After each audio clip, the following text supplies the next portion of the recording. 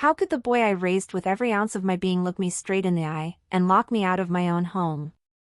The thought sliced through my mind like the cold November wind whipping around my ankles as I stood, grocery bags heavy in my arms, on the doorstep of the house I'd called home for 32 years. The key, the little silver house key he'd given me for Mother's Day so many years ago, now worn soft at the edges, wouldn't turn in the lock. I jiggled it again, heart pounding, breath fogging in front of me. Inside, I could see the faintest stir of curtains. A flash of movement. "Jordan!" I called, pressing the doorbell that suddenly sounded foreign, almost hostile. "Jordan, the door won't open." The door cracked open just enough for my son, my only child, the boy I'd raised single-handedly after his father, James, walked away when Jordan was barely 4 years old, to appear.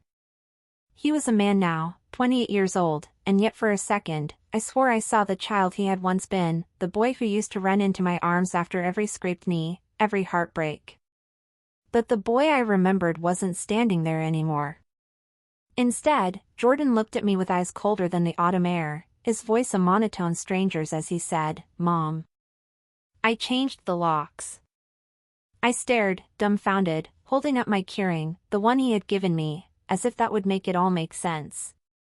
"What? Why? Jordan, what's going on?" He shifted uncomfortably, but there was a steeliness to him. A practiced firmness. Behind him, I caught a glimpse of boxes stacked high in the hallway, my hallway. The one lined with family portraits and the little pencil marks measuring Jordan's height year after year. "This isn't your house anymore," he said flatly. "Check the papers." Papers. A chill ran through me, deeper than the winter wind. 6 weeks earlier, when Jordan and his wife, Emma, had found out they were expecting their first child, they'd been desperate. Saving every penny for a house of their own, only to be outbid time after time. Their faces had crumpled in disappointment after losing the third bidding war, and something inside me had broken. "You'll get back on your feet," I had told them, heart aching. "But in the meantime, you should have a stable home for the baby. Let's just transfer the house to your name temporarily, so you can get the renovation loan you need. We'll switch it back once you're settled." Jordan had cried, hugged me so tightly my ribs had hurt, whispering, "You're the best mother in the world." I had believed him. Every word. Now, standing there shivering in the driveway, reality peeled away the memory like an old wallpaper strip. "Jordan," I pleaded, stepping forward. "That was just for the loan paperwork. This is still my home." He didn't budge. If anything, he seemed to brace himself against the door frame, barring me like a security guard at a fortress. "Actually, Mom," he said without meeting my eyes, "the transfer was unconditional.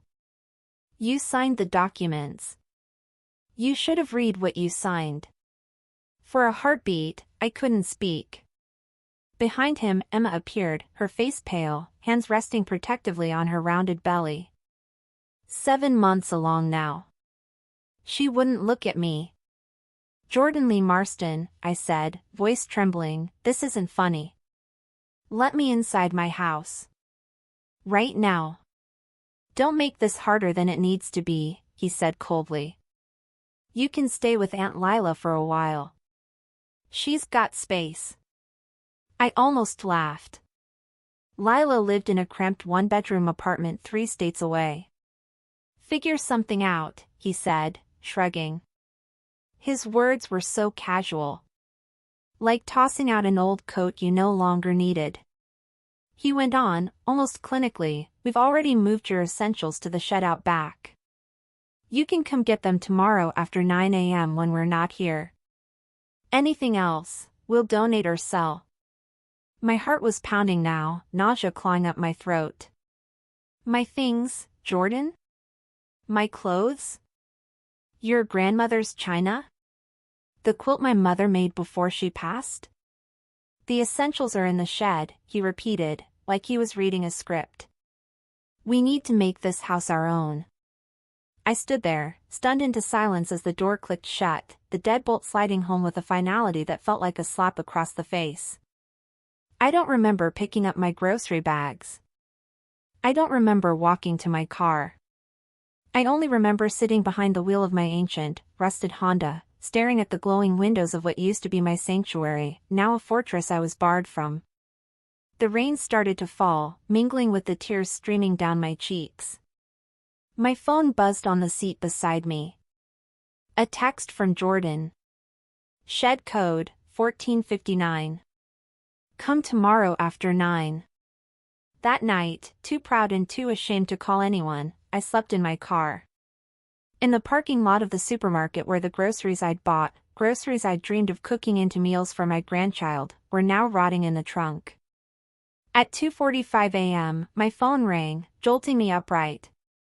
Unknown number. Mrs. Marston, a man's voice said, polite but urgent. This is Ben Carter from Community First Bank. I'm sorry to call so late, but there's been some suspicious activity on your accounts. My stomach twisted into a cold knot. Suspicious activity? There was a wire transfer of $162,000 from your retirement fund, he continued, into a new account under Jordan Marston's name. I gripped the steering wheel so tightly my knuckles turned white. No. No. Not Jordan. Ben's voice became cautious, almost apologetic. It appears to have been authorized by you. We have your signatures on the withdrawal forms. Last week, when Jordan had brought over some final house paperwork to sign. He had distracted me, chatting about crib colors and paint samples while flipping through page after page after page. He had slipped them in. He had planned it all. I sat there, gasping for breath, realization slamming into me, my son hadn't just taken my home. He had taken every dollar I had in this world. Everything. As the rain beat against the windshield, blurring the neon lights of the supermarket parking lot into smeared colors, I sat frozen. The gravity of what had happened pressed down on my chest until it was hard to breathe. I didn't just lose my house, I whispered into the emptiness. I lost my future. Every plan I had made, to retire quietly, to be there for Jordan and Emma, to read stories to my grandchild in the rocking chair by the window, crumbled into ash. Ben Carter's voice crackled back into my ear, pulling me from the spiral. Mrs. Marston, Ashley, listen carefully. I need you to come into the bank first thing in the morning. Bring any identification, any documents you have from the house transfer or recent financial dealings. We need to file a fraud report immediately if we have any chance of recovering your assets. Fraud? I repeated, the word foreign on my tongue when attached to my own son. In legal terms, he said gently, this would be considered financial elder abuse. I wanted to protest, I wasn't elderly. I was only 60, still spry enough to shovel my own driveway, chase after toddlers, whip up a Thanksgiving dinner for 20. But I heard what he meant, Jordan had weaponized my trust against me. That made me vulnerable. And legally, vulnerability had an age. I was old enough. When I hung up, I sat there in the dark for a long time, gripping the steering wheel like a life raft. The rain slowed, and in the back seat, the grocery bags tipped over, sending apples rolling and a loaf of bread squishing against the door. The absurdity hit me. In one day, I'd gone from a woman with a paid-off house and a comfortable retirement to a homeless, penniless stranger. But somewhere deep inside, buried under the hurt, a flicker of something stirred. Not rage. Not despair. Resolve. Jordan might have stripped me of everything material, but he hadn't stolen my will to fight. Not yet. The next morning, after a sleepless night broken only by anxious pacing and frantic Googling, I pulled into the Community First Bank parking lot 2 hours before it even opened. I sat waiting, watching the sun rise over the strip mall across the street, painting the world in grim, washed-out colors. Ben Carter, mid-30s, earnest, with a mop of unruly brown hair and a tie slightly askew, greeted me the moment the doors unlocked. The concern in his eyes wasn't professional, it was human. "You're not the first," he said quietly, after ushering me into his glass-walled office. "But we'll make sure you're not the last." He slid a steaming cup of coffee toward me, and I realized my hands were trembling so badly that it sloshed over the rim. "First things first," he said, pulling out a thick stack of paperwork. "We need to freeze all your remaining accounts. Anything Jordan can still access, we lock it down now." We worked in a blur, calling, signing, documenting. As we dug deeper, the picture sharpened into something even uglier. Jordan hadn't just transferred my retirement funds. He had opened new credit lines in my name. Taken out small loans, racked up debts, all under my identity. It wasn't just theft. It was a full betrayal. When we paused to catch our breath, Ben leaned back, rubbing his temples. "Do you have anything Jordan doesn't know about? Any assets? Even something small, a car, savings bonds, jewelry?" I blinked, thinking. Then remembered, my old Honda Civic. 12 years old, but still running like a dream. Paid off. Maybe worth $7,000 or $8,000 if I was lucky. Ben smiled grimly. "It's a start." That Honda, rattling and clunky though it was, became my emergency lifeboat. Between freezing the compromised accounts, filing fraud reports, and what little cash I had left, we scraped together a pitiful $3,200 into a brand new bank account under my name only. A fortress Jordan couldn't breach. It wasn't much. But it was mine. After leaving the bank, I drove, still numb, back to the only place I had left to go, the small toolshed behind my former home. The code Jordan had texted worked, and the rusty door creaked open to reveal devastation. A couple of cardboard boxes. Some plastic bins filled with clothes and toiletries. A few faded photo albums stuffed haphazardly into a cracked Rubbermaid container. Gone was my mother's wedding china. Gone the antique oak desk passed down through 3 generations. Gone the hand-stitched quilt I'd spent 2 winters sewing, a patchwork of love and memories. They had gutted my life like looters. I sat down heavily on the concrete floor, blinking back tears. The shed smelled of damp wood and broken promises. Gathering what little I could, I loaded up the Honda. It sagged under the weight, but she hummed to life faithfully. I didn't know where I was driving. I only knew I couldn't stay here. An hour later, I found myself pulling into a rundown extended stay motel called the Golden Pines. It reeked of stale cigarette smoke and desperation. But it had a lock on the door, a tiny kitchenette, and a battered bed sagging in the middle. It would be enough. It had to be. I handed over $280 cash for the week and parked the Honda under a flickering streetlight, feeling absurdly protective over the rusted hunk of metal that now held all my worldly possessions. That night, sitting cross-legged on the bed with a can of soup balanced precariously in my lap, I opened my ancient, battered laptop. I wasn't sure what I was looking for. Answers, maybe. A roadmap. Instead, I stumbled upon something else, a small flyer tucked in an old email, sent months ago by an old colleague. It was about Serenity Blake, a former coworker turned entrepreneur who had started a small rideshare service for women, and was looking for reliable drivers. My fingers hovered over the keyboard. I was 60 years old. I had no house, no retirement fund, and a car that rattled like a tin can. But I still had my license. And maybe, just maybe, I still had a future. The next morning, I stared at my reflection in the motel bathroom mirror. The fluorescent light above buzzed faintly, casting a sickly green glow over everything. My face looked drawn and hollow, with dark crescents under my eyes, a woman caught somewhere between grief and defiance. "You're not done yet," I whispered to myself. "You survived worse. You survived this too."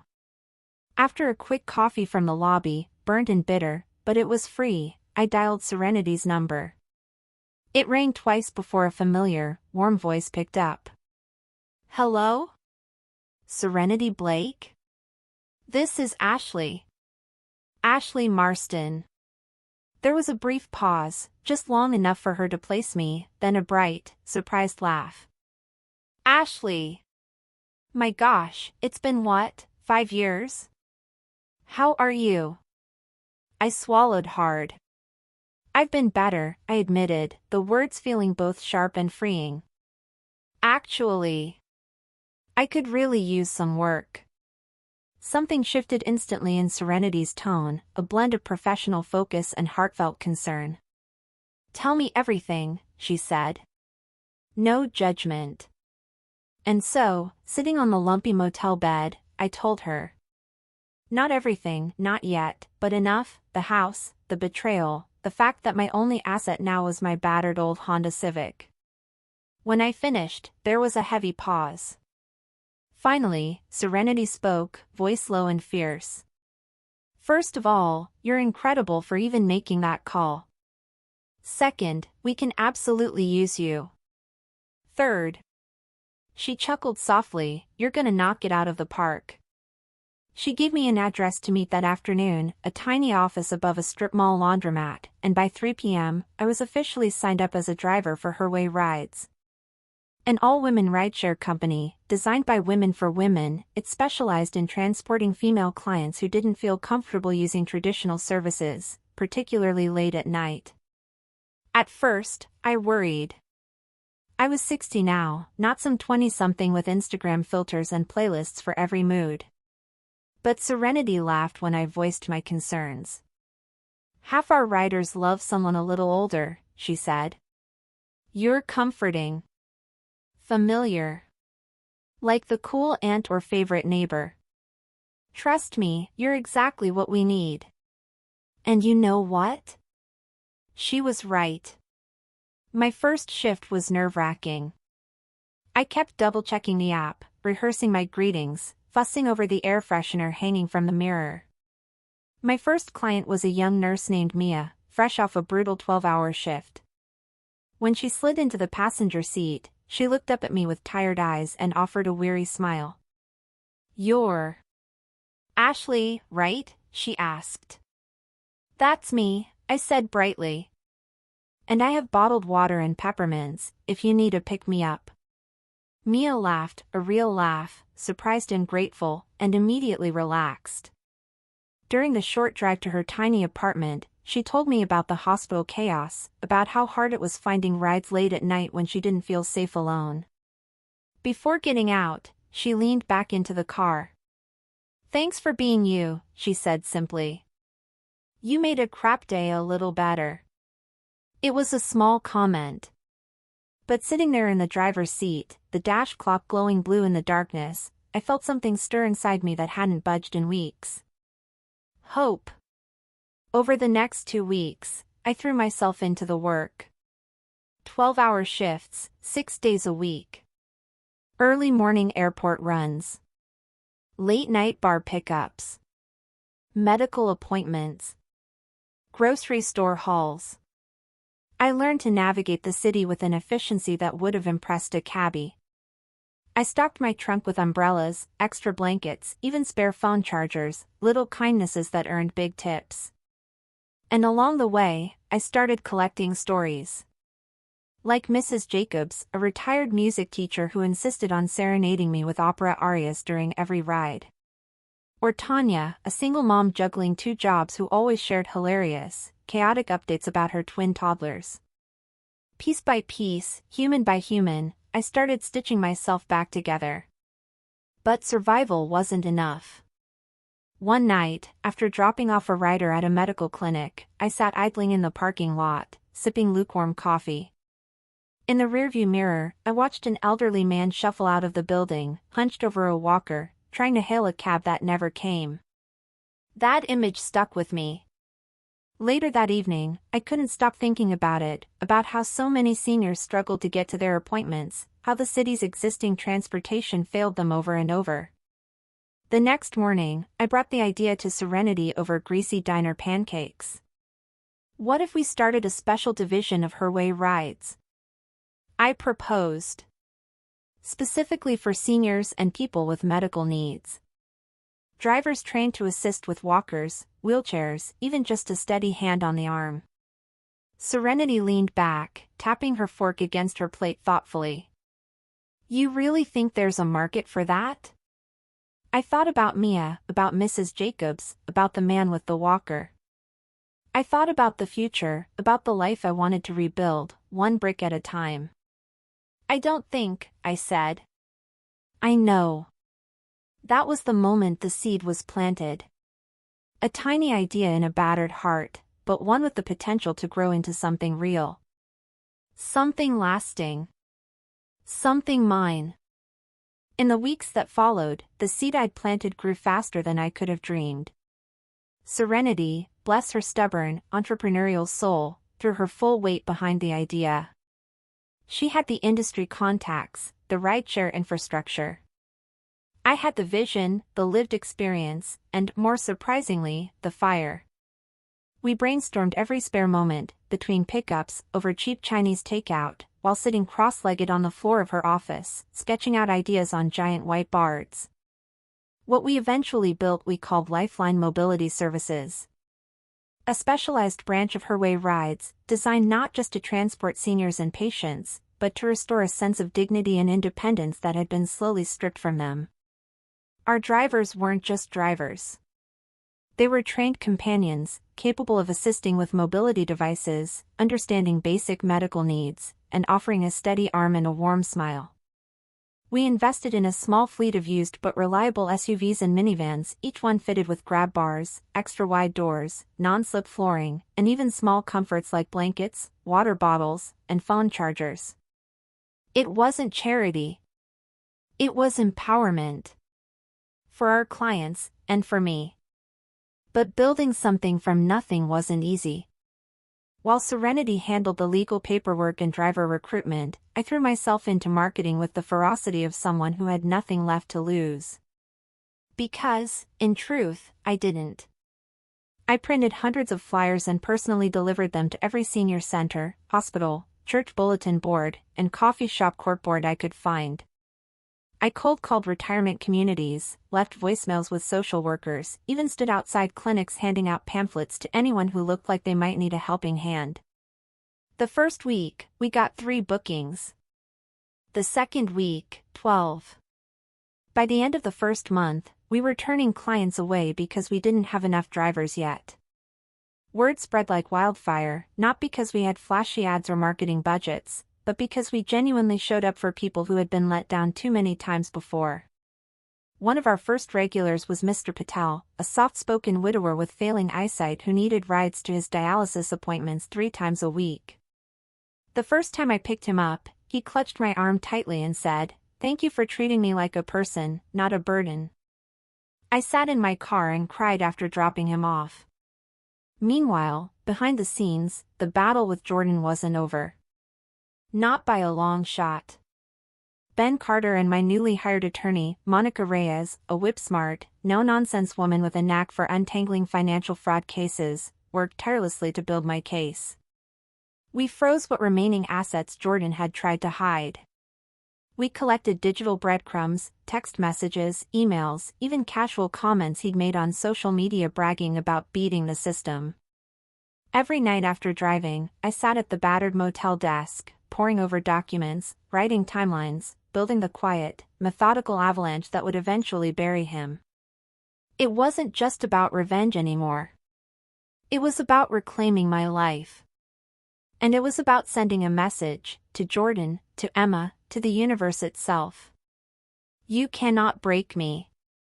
Around this time, I also started attending a weekly support group for survivors of family financial abuse, held at a cozy little community center tucked between a library and a bakery.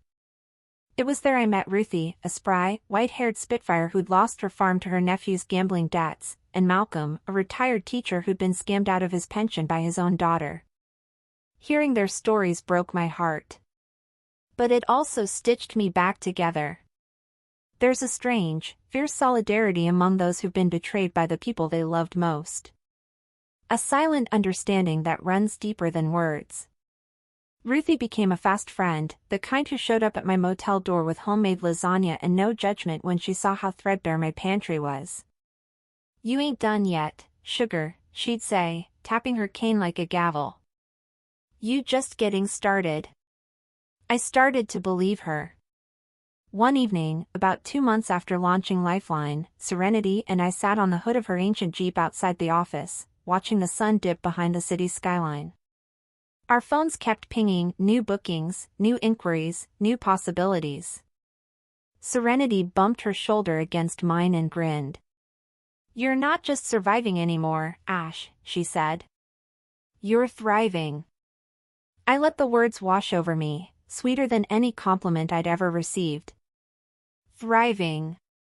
I wasn't the woman crying alone in her Honda anymore. I wasn't the abandoned mother sleeping under motel lights. I was a business owner. A fighter. A woman who had built something with her own 2 hands, from the ashes of everything she'd lost. I smiled up at the twilight sky, feeling, for the first time in a long time, not just hopeful, but free. It happened on a rainy Thursday afternoon, the kind of day where the clouds sag low over the city and the streets turn slick and glistening under the endless drizzle. I was just finishing a client run, Mrs. Jensen, who needed a ride home after cataract surgery, when my phone buzzed with a message that made my stomach lurch. "Jordan Marston. We need to talk. Urgent." I stared at the screen, pulse hammering against my ribs. It had been weeks since I'd heard from him. Weeks of silence, no apologies, no explanations. Just the whir of legal proceedings grinding forward. I tapped out a reply with trembling fingers. "About what?" His response came instantly, like he'd been waiting by the phone. "Bank froze some accounts. They're asking questions. We need to get our story straight." Our story. I almost dropped the phone. Not "I'm sorry." Not "I made a mistake." He was still trying to spin this, to pull me back into the web he'd woven with lies and half-truths. A small, bitter laugh escaped before I could stop it. The boy who used to cry over scraped knees now thought he could outmaneuver the woman who'd once taught him how to tie his shoes. That evening, as I pulled into the parking lot of my modest apartment complex, I'd finally been able to upgrade from the motel. Thanks to Lifeline's early success, my headlights caught a figure waiting by the front steps. Jordan. He looked diminished. Paler. Gaunter. His once meticulously styled hair hung limp around his face, and his expensive leather jacket was soaked through, clinging to him like a second skin. He stepped forward as I parked, hands raised in a mock gesture of peace. "Mom," he called out. "Please. I just want to talk." I stayed by the car, keys clenched between my fingers like a weapon. A few neighbors peeked through their curtains, sensing the tension. "How did you find me?" I demanded, voice steady. He shrugged, shifting from foot to foot like a boy caught stealing cookies. "Wasn't hard.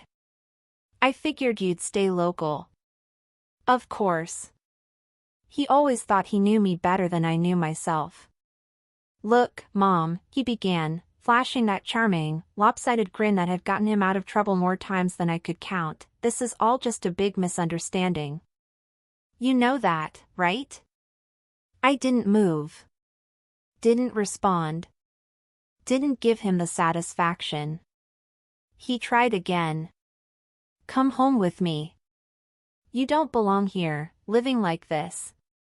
His voice took on that coaxing, patronizing tone he used as a teenager when he wanted something. "We can fix it. Together." The guest room, he meant. In my own house. As if I were some aging relative to be tucked away, hidden from view. Rage flared, hot, clean, and blinding. "You mean the house you stole?" I said, voice like ice. "The life you dismantled?" He winced, just barely. "A crack in the facade." We were just looking out for you, Mom. Me and Emma, we thought you were making bad decisions. The Spain trip. The gifts you bought. We worried you were slipping. The Spain trip. The first vacation I had taken in 17 years. A modest group tour with a church group. Hardly a bacchanalian spree. And the gifts? Baby clothes. Diapers. Toys. All normal. All loving. I realized then that Jordan had rewritten the narrative in his head, turned his betrayal into a mercy mission to soothe his own guilt. You didn't protect me, I said, each word measured. You betrayed me. Around us, the rain slowed to a mist, the world holding its breath. Mom, be reasonable, he said, voice sharpening. You're making a scene. You know how this looks? A 60-year-old woman living in a dumpy apartment, working 12-hour shifts like some Uber driver? You mean building something from scratch? I said quietly. After having everything stolen from me? For a long beat, he didn't say anything. Just stood there, dripping and pathetic. Finally, he tried a different tactic, one I hadn't expected. Threats. If you keep pushing this, it's going to get messy, he said, voice low. Do you really want the whole family knowing you're accusing your own son of elder abuse? Of fraud? I'm not accusing, Jordan, I said softly. I'm proving. The next day, we met at Serenity's office, neutral ground. Serenity insisted on being there, along with Monica, our lawyer. A court recorder sat quietly in the corner, documenting everything. Jordan arrived with Emma, who clutched their baby daughter, Lila, in her arms like a shield. He tried to open with pleasantries, but Monica shut it down coldly. We're here to discuss restitution, she said, sliding a thick packet of papers across the table. Jordan skimmed it, his face turning redder with every line. You want me to sell the house? He barked. You will sell the house, Monica corrected calmly. To repay the stolen retirement funds. To fulfill the restitution agreement. Emma sat frozen, silent tears tracking down her cheeks. I wondered, not for the first time, how much she knew, how much she had willfully ignored. Jordan looked at me, eyes wild. You're ruining my life, he spat. You're ruining my daughter's future. No, I said. You did that the moment you chose greed over family. There was no victory in it. No satisfaction. Only a hollow, aching sadness. In the end, Jordan signed the papers. He didn't have a choice. We filed the property transfer with the courts that afternoon, along with the restitution plan that would take him years to complete. I walked out of that office into the bright sunlight, papers clutched in my hand, feeling like I had crossed a bridge made of broken glass. Every step hurt. But every step mattered. It took nearly 4 months for the house to be officially transferred back into my name. For long months of legal filings, paperwork, inspections, and silence from Jordan. During that time, I poured my energy into Lifeline Mobility Services, watching our little company blossom faster than I could have ever dreamed. We hired 5 more drivers. We secured contracts with 2 local hospitals for outpatient transportation services.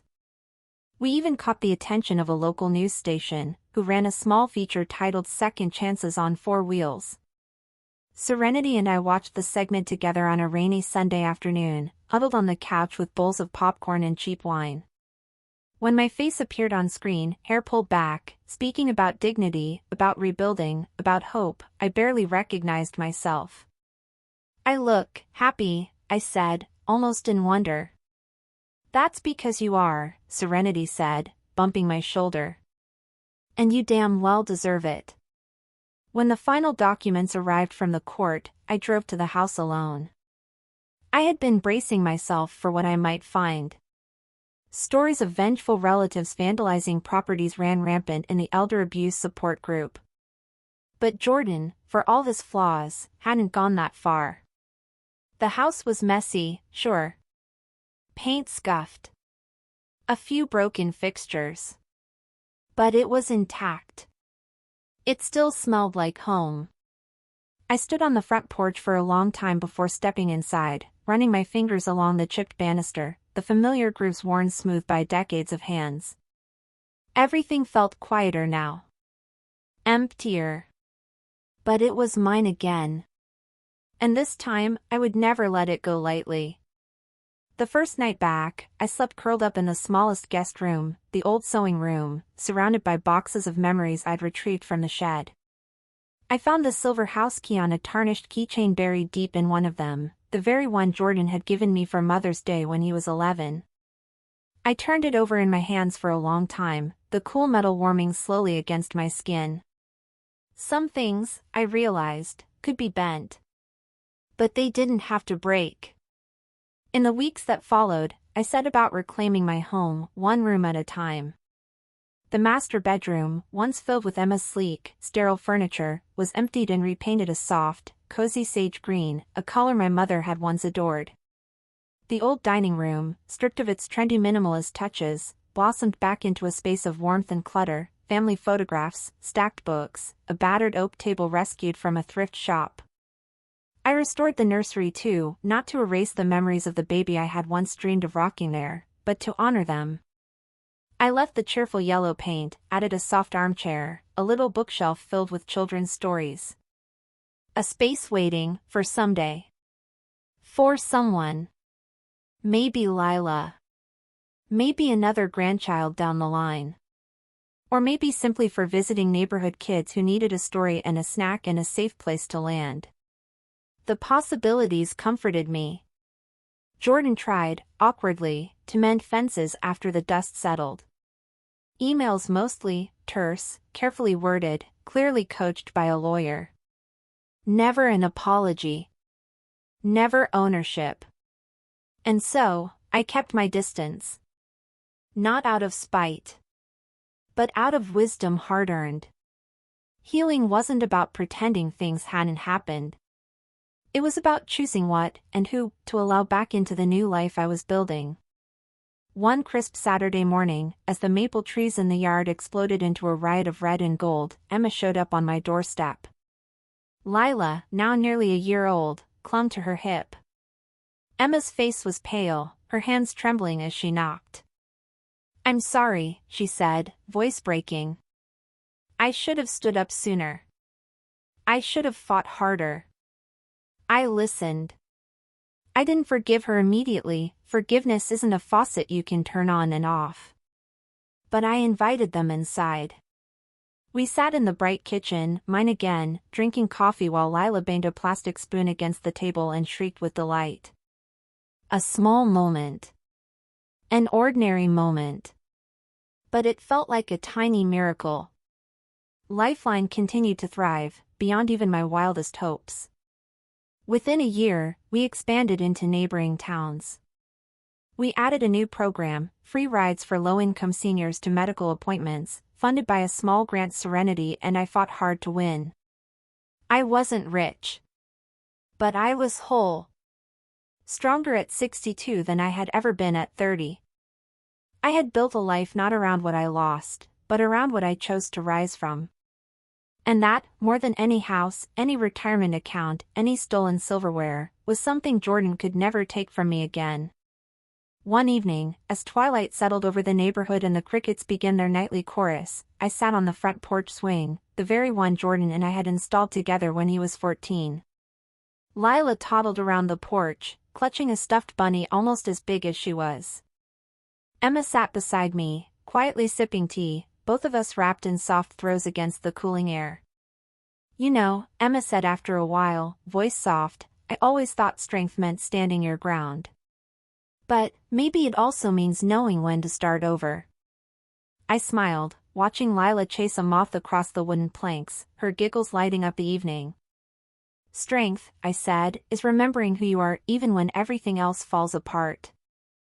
I leaned back, listening to the swing creak gently beneath us, the warm glow of home spilling through the open windows.